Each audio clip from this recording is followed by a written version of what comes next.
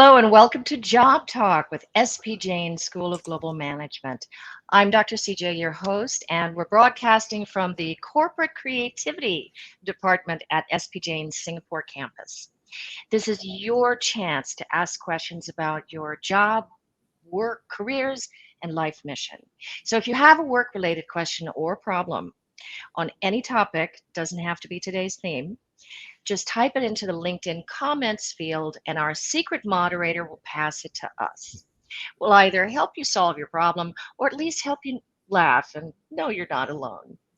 My guest today is Jawahar Kanjilal, mobile technology pioneer from Nokia, founder and CEO of StreamzAI, Intrapreneur, entrepreneur, and behavioral architect. That's something I want to hear more about. Our theme for the day is innovation inside and outside the corporation, insights from a creative intrapreneur entrepreneur. Thank you so much for joining us today, Jawahar. Thank you very much for this opportunity, CJ. It's always a delight speaking with you. So to start off with we were flashing up some of the information as people were waiting to log in, but for anybody who's just logged in right now, can you share with us some of the amazing things you did at Nokia? And I will probably follow on to what you say because I'm blown away by the things you did. Thank you. For that, I'll have to take you into the previous century. Take us into any century you want. Time travel is like my thing. Past, forward, both good. Okay, cool. So, I was at the right time, right place with a fair amount of curiosity and a good amount of autonomy that Nokia offered in the environment. And I was lucky enough to be able to do what I did.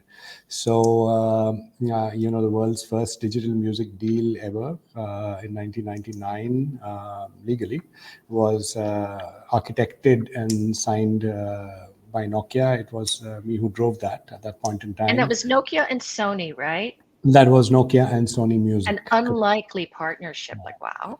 Well, Nokia and Sony Music, and it was in a small way. It was done in India.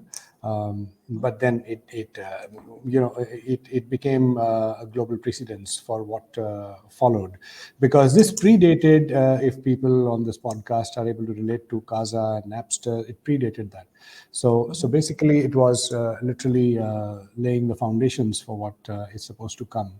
I was involved in the first phone that was translated into the Hindi language way back, and a little bit of a trivia there. The first phone that came with a Hindi language interface was in 1999, so early in the day. So now 1.3 billion people on the planet can have a phone in Hindi.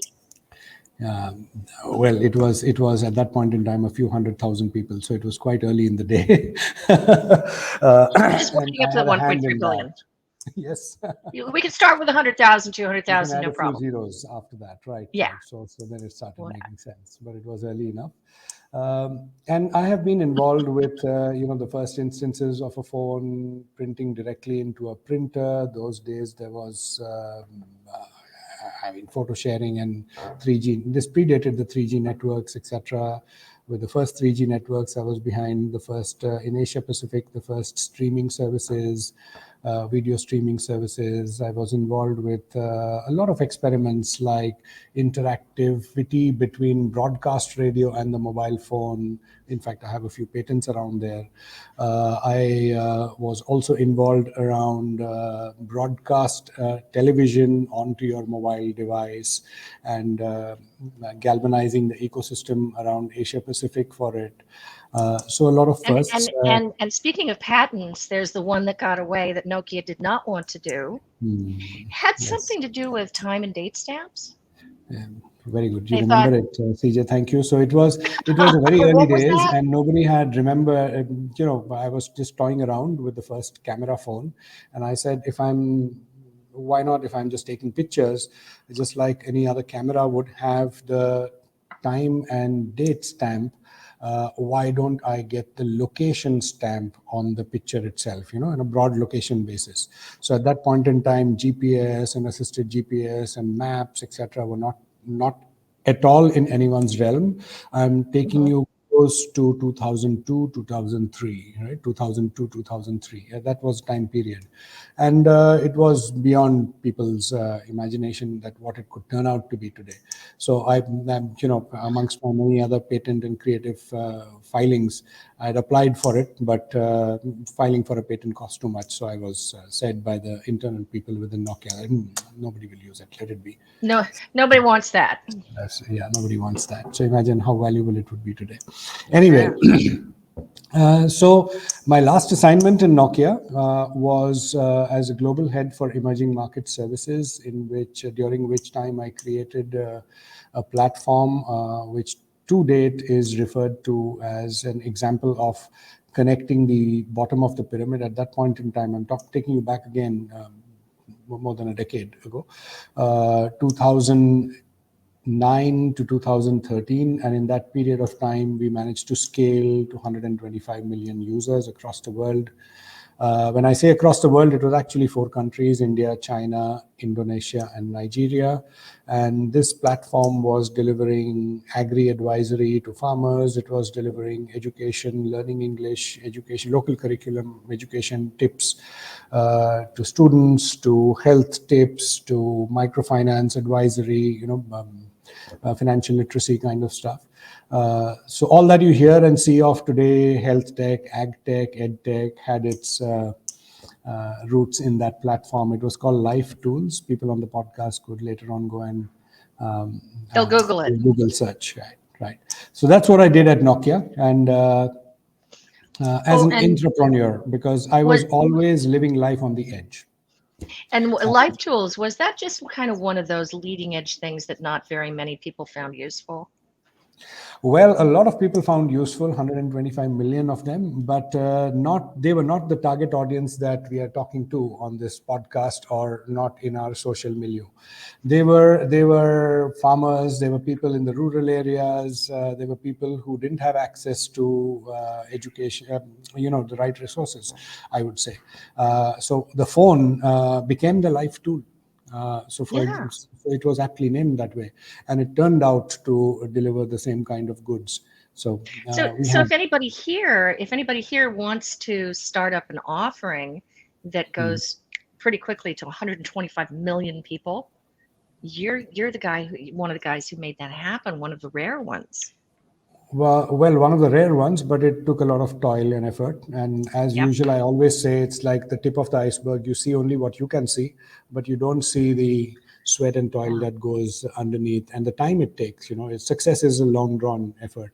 So nobody should even believe that success is a matter of a snap of a finger and it just happens. You need to put in effort and toil, and you need to be on that journey, and that really characterizes anyone who is an entrepreneur or an entrepreneur. So you sounds like you believe very much in overnight successes after you've been on a 10-20 year journey and toiled and toiled and toiled. Right. So usually when you are successful, people are you are whatever is the iceberg above the surface. That's visible, but you don't see the struggles that one goes through. But yes, there are now, especially for our corporate listeners, people who are inside corporations saying, "Oh my God, they don't want to do anything new." How did you do so many new, really super leading edge things inside a big company? How would anybody do that? Well, a strong conviction and belief in what you see and what you believe, right? And then being able to articulate that. But one of the most important things here is stakeholder management. And how do you align teams? How do you align people? How do you ensure that what you are going out there with helps them and their objectives? So more often than not, it's always about me, and then you fail because you're just looking at yourself. But life is not that. Life is an interdependent maze, and you have so many things that you're not even conscious of that are aiding you or pulling you down. So how do you manage that and help that, and how do you ensure that you have effective stakeholder management? That is key. So obviously, you have to put up a fight where you have to put up a fight, but more often than not, you have to spend time to understand what the other person is thinking, what are their objectives. Because one thing is for sure, you never doubt the intent of a person starting. Right.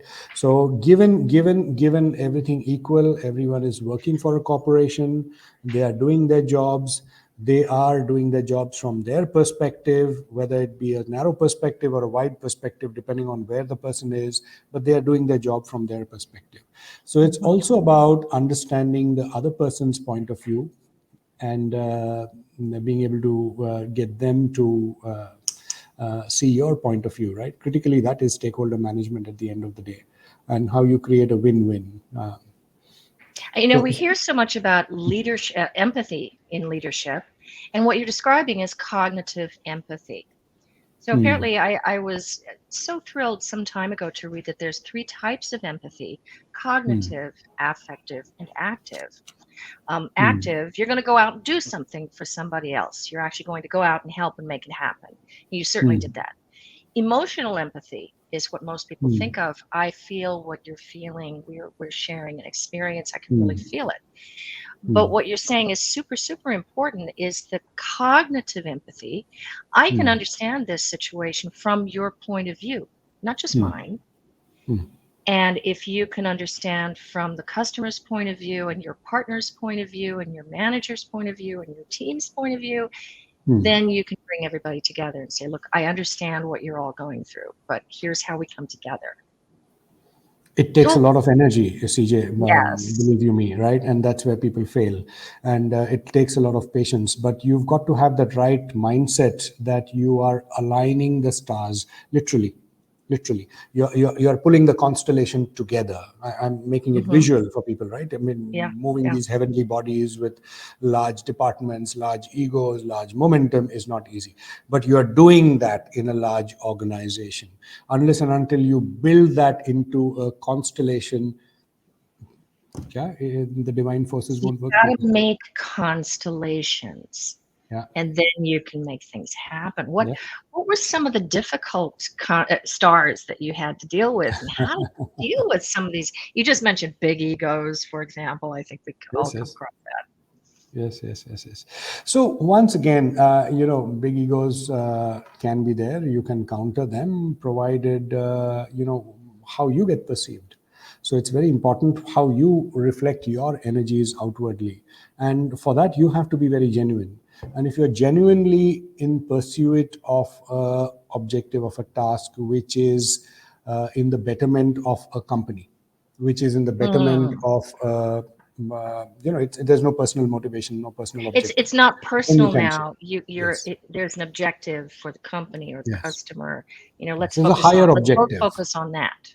Yes, there's a higher objective than you, and there's a higher objective than the individual that you are talking to, right? So then you rise above everyone's ego, and that's the key aspect. But you have to be very genuine, and you have to believe in yourself, right? You can't just have a facelift. It can be easily seen. You're not going to fake that. You really have to believe it, and you have to really be genuine in your walking the talk.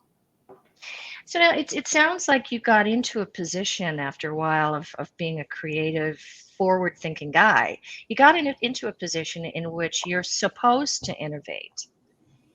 How did you start your career journey and get yourself into that kind of a position? Well, there was never one trigger that I was supposed to start innovating. I've always had the. I've never feared an outcome. So whenever catastrophe, failure. Yeah, I've never feared failure. I've never feared a catastrophe. I've never feared an outcome that it could be untoward towards you, right? As long as you give your best, and as long as you ensure that you are doing it for the right reasons, things will fall in place. But you've got to be super intelligent and observant on capturing signals. and aligning yourselves, aligning the forces, aligning the stars, as I say, and being able to drive that. Now, all this may be kind of very esoteric and subjective to many people, and they will say, where is the meat, where is the example? But when you are a few years into corporate life, obviously people who are will relate to that. Now, this is a mindset. And the mindset is of whatever you have been dished out with, whatever you've been served with, whatever cards you hold in your hand, right? What best can you do with it? If you are in that mindset, you are already in a resourceful mindset. You're already looking at what I have and what to make best out of it, right? Rather than waiting for some a monsoon shower that will shower me with funds or that will shower me with things. And so you always start there. If you start there, you know that's where you can start. So it doesn't restrict you from starting to think, at least. It's very So important. you're not coming up with some big vision and you can't start because you don't have the resources, so nothing happens. No, You just you start with must what have you've a big got vision. and You create must have a, something. So have a sorry. big vision.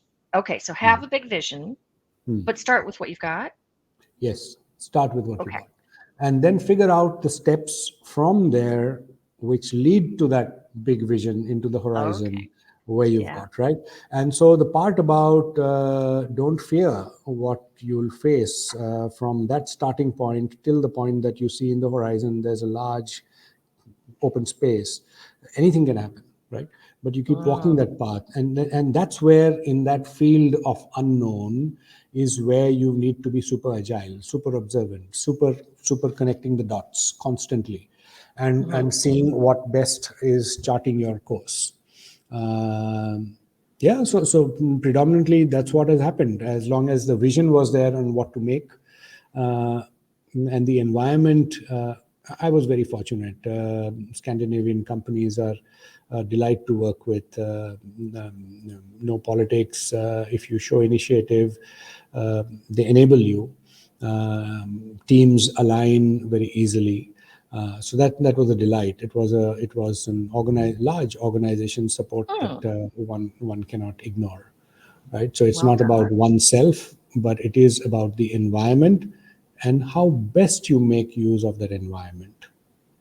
Okay. And then what about your training going into Nokia? Did you go there straight after MBA or undergrad telecom engineer? What did you train as?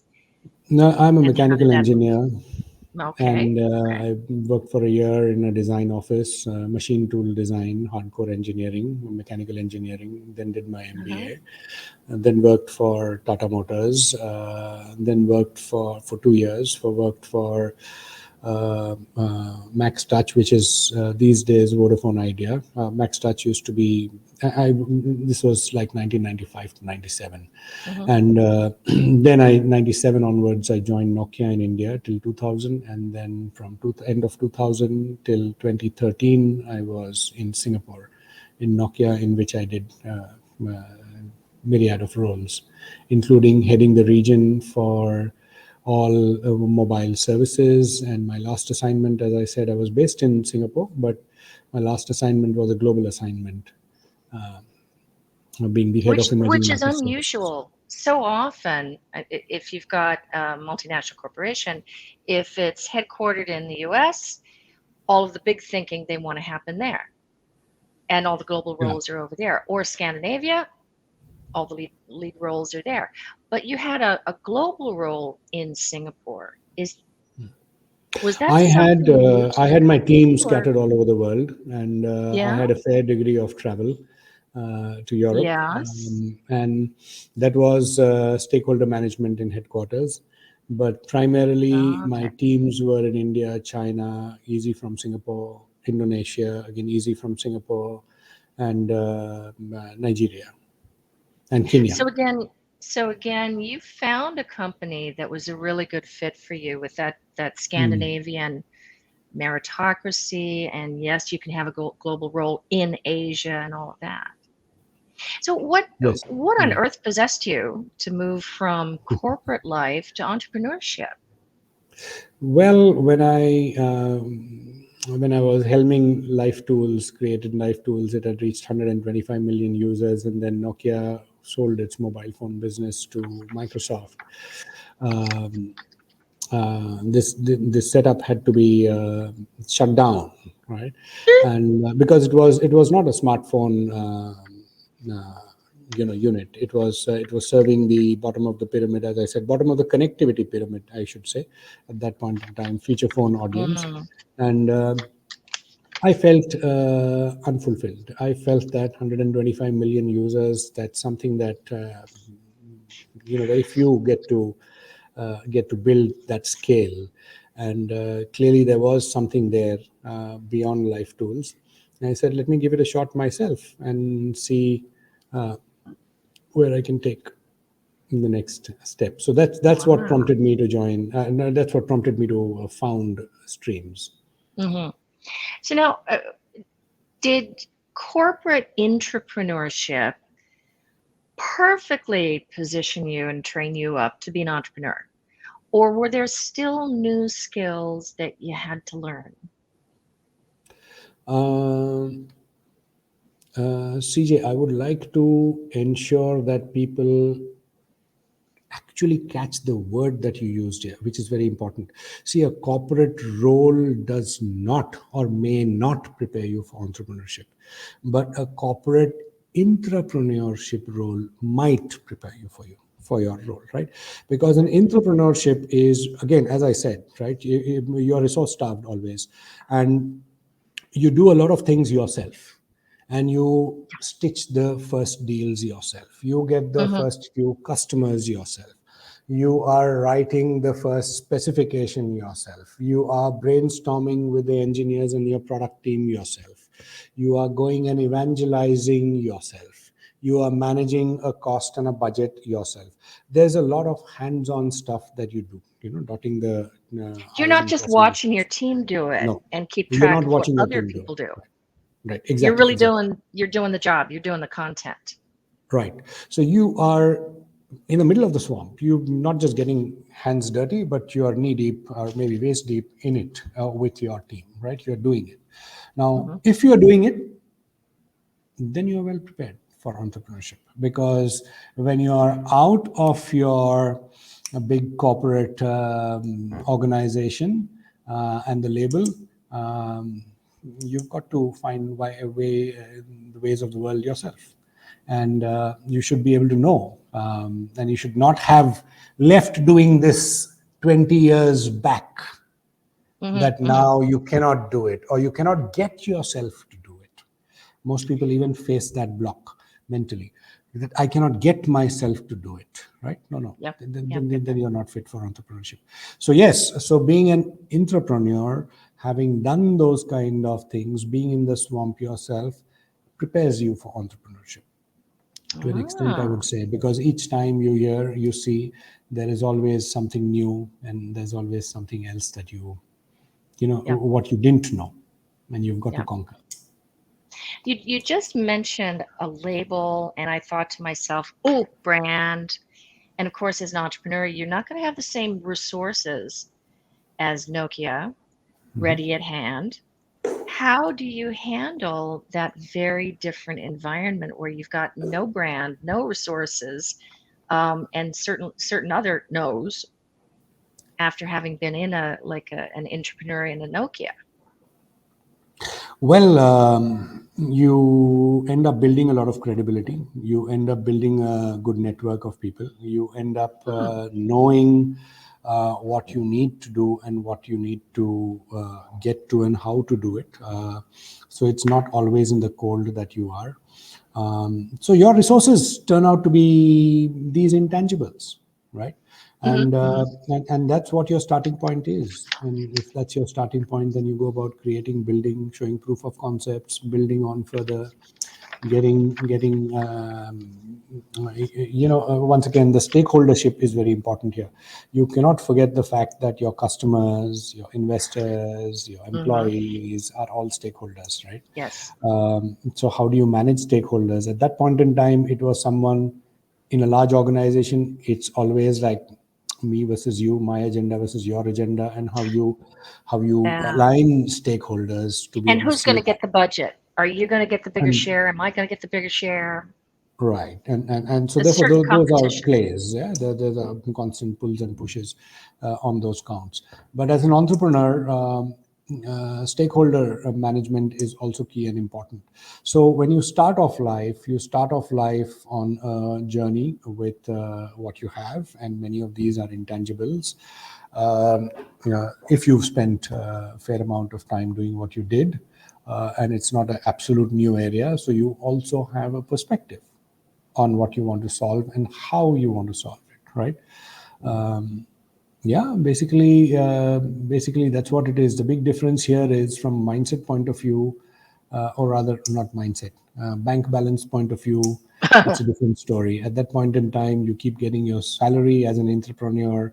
As an entrepreneur, you've not just got to manage yours, but ensure that everyone who's with you is you're fending for them as well.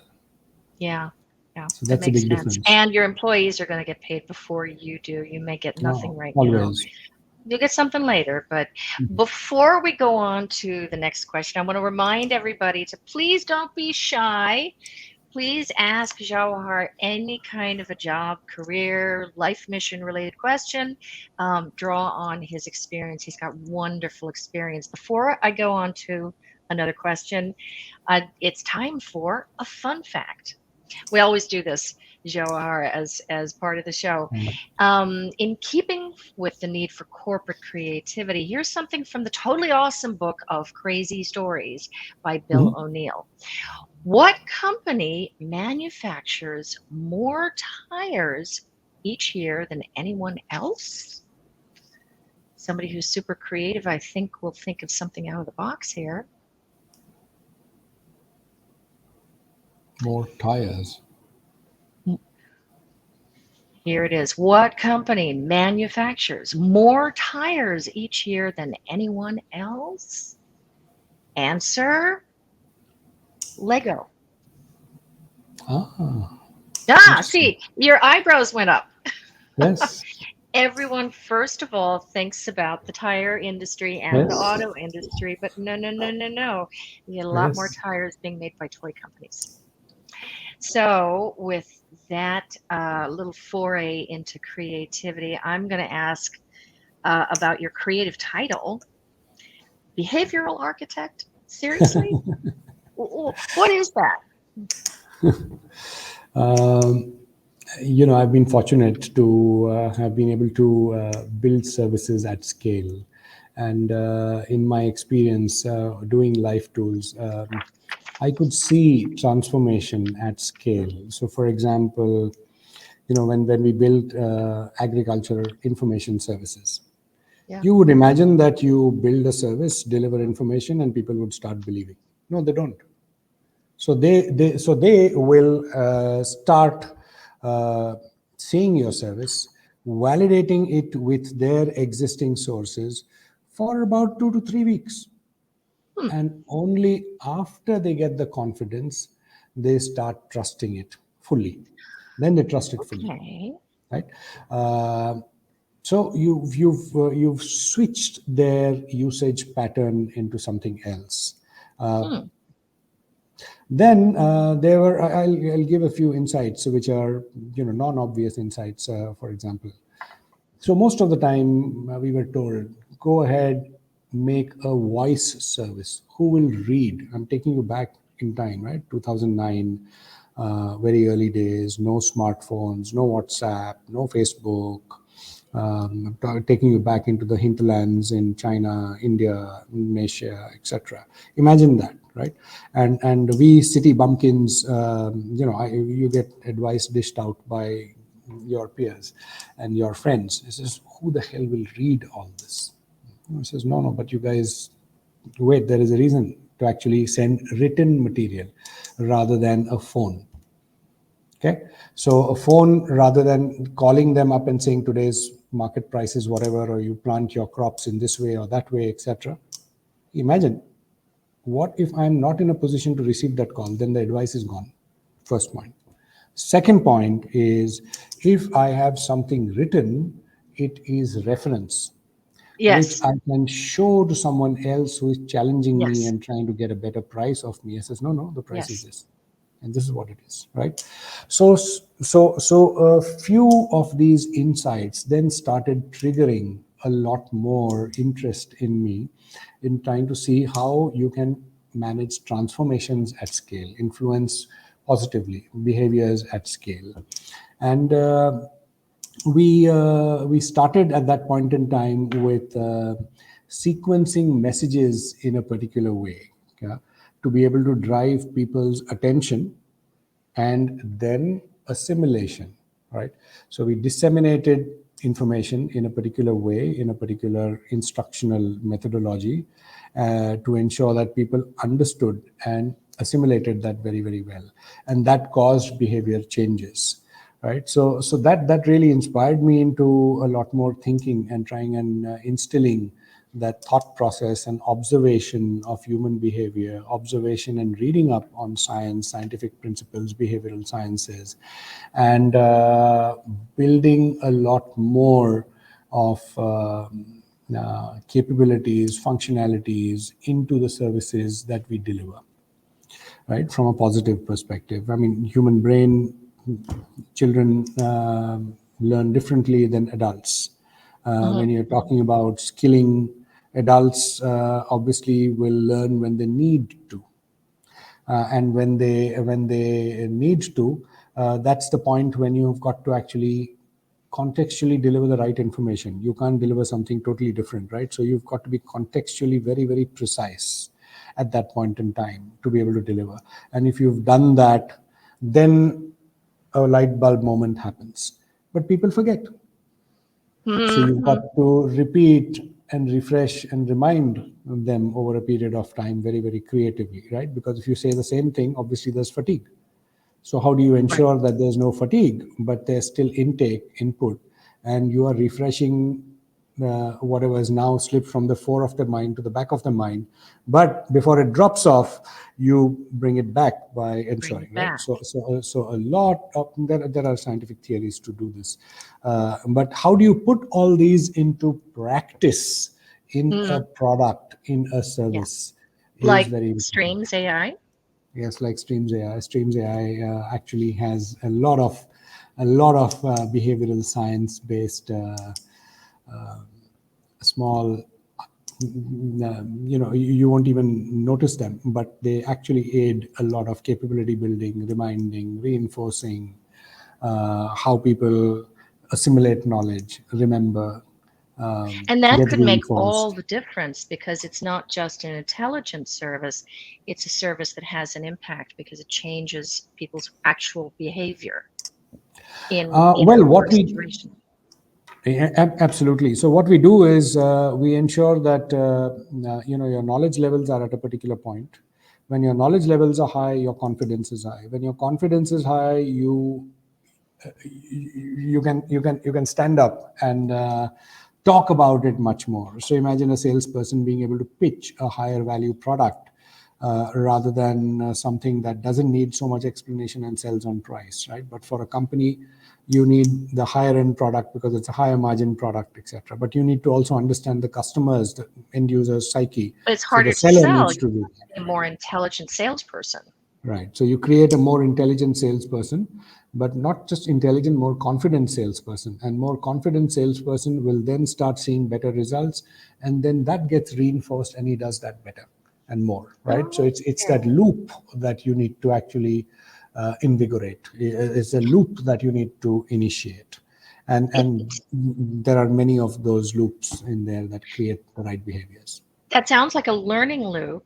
And we do have a question from the audience. How are AI and ML different? Artificial intelligence and machine learning.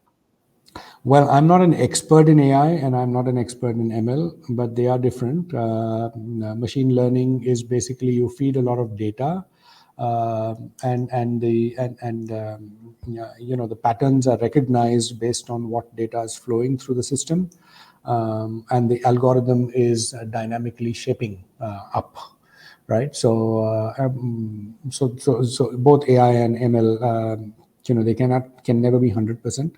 So there's always a probability score to it. You always start low, and over a period of time you improve, increase. But yeah, so in concept, that's what it is.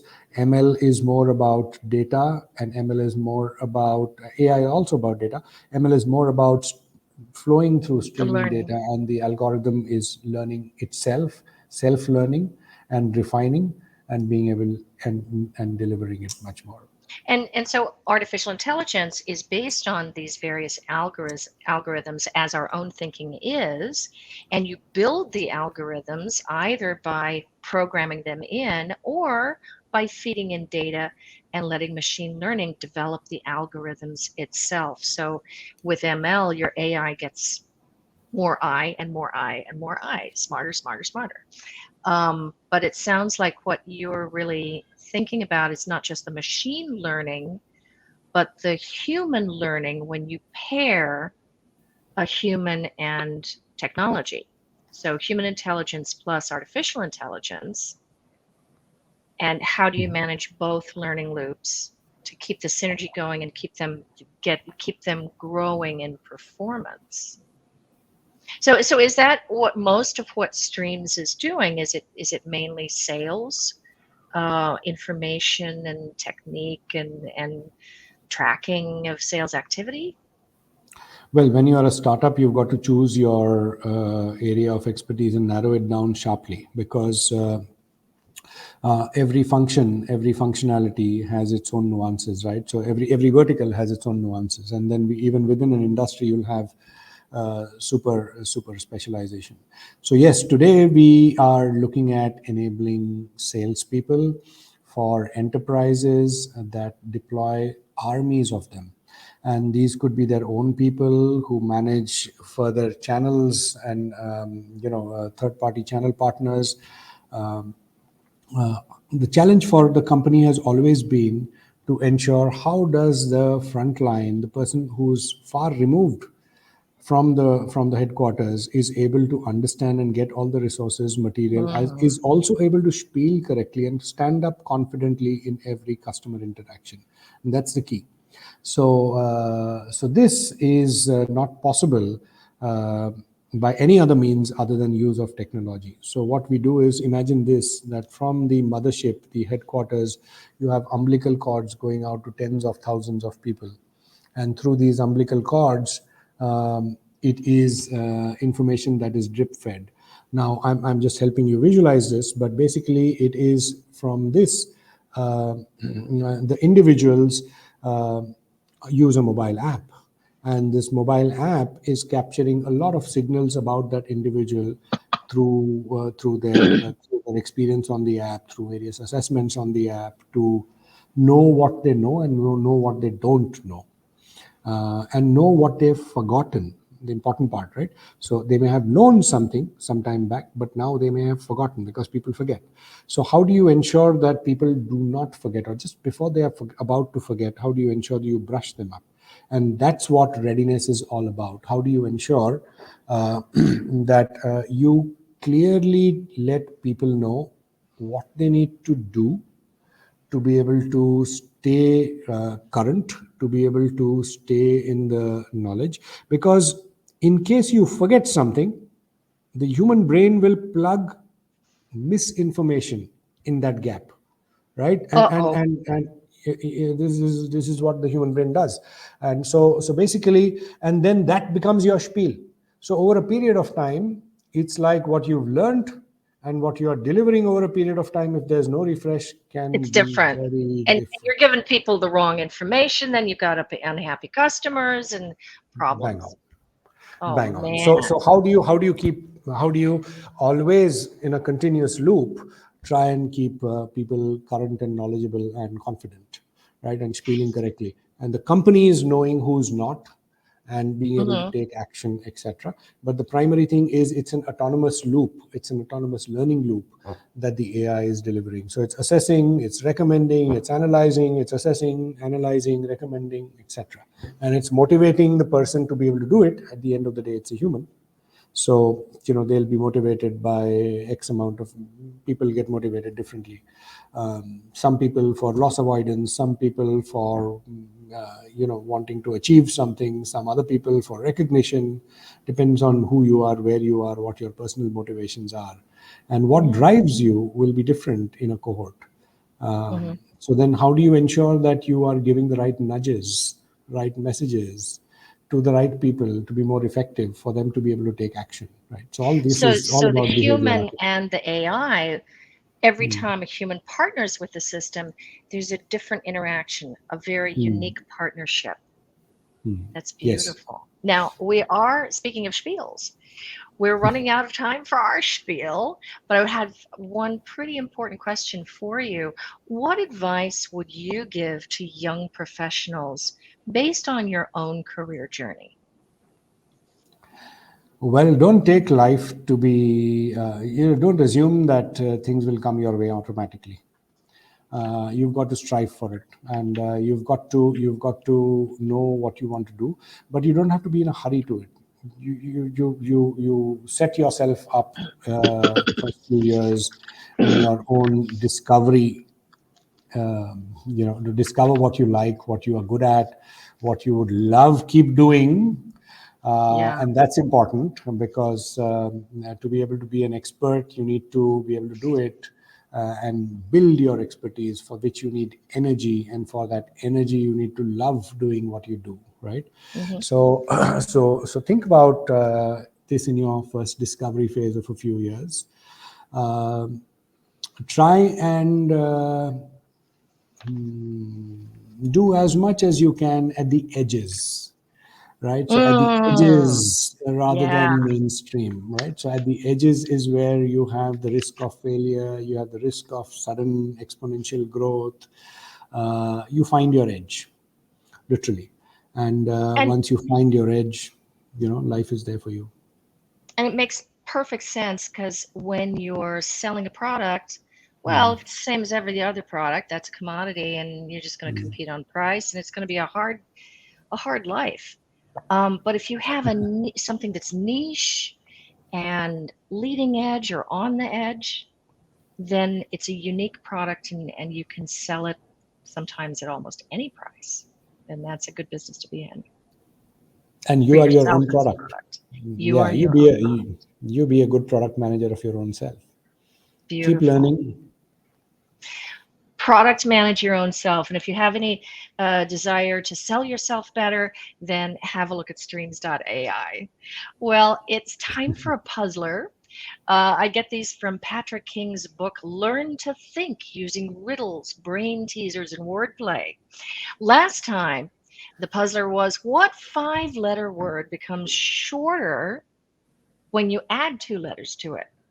And the correct answer from Shiva Priyaganti is short.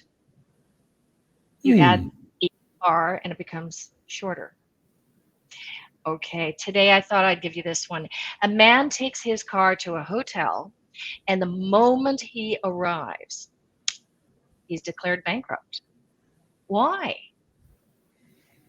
Send your answer to this week's challenge to jobtalk@spjane.org. Well, it's happened again. You have squandered another perfectly good hour listening to Job Talk.